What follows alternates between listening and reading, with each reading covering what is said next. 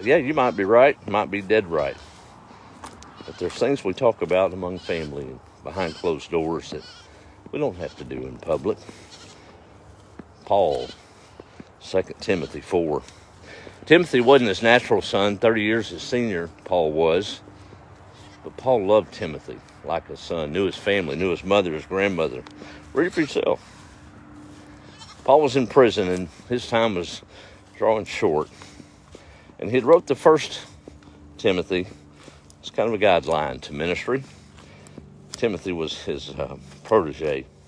But that 2 Timothy there in the book, that's a little different letter. You know how you can talk to friends and you can kind of be high level and cheery and even maybe talk about some serious things, but when you're talking to mom and dad or to your brother and sister, it's a little different. You can get a little more real. They know things about you that some folks don't. You can have those hard conversations, those old lane conversations back in the day. Well, that's what 2 Timothy kind of was to Timothy from Paul. He wanted him to know as a family the straight truth of how to be a disciple and an apostle of Christ.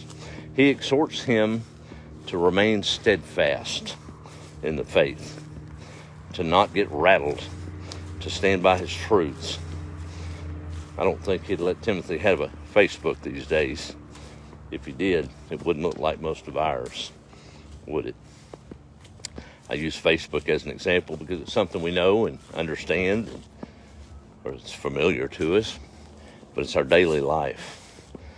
We have to be vigilant because you don't know who's watching, right? Y'all think about this week. There's a lot of folks out there that on the verge of drowning.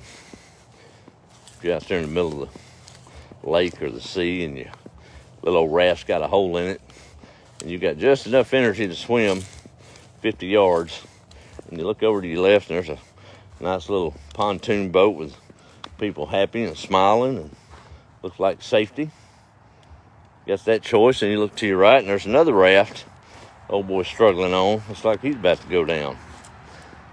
Chances are, I imagine you're going to swim to the pontoon boat that's safe and peaceful if that's all you got left. So let's be that old pontoon boat of safety and peace amongst a world that's dark and tumultuous, right?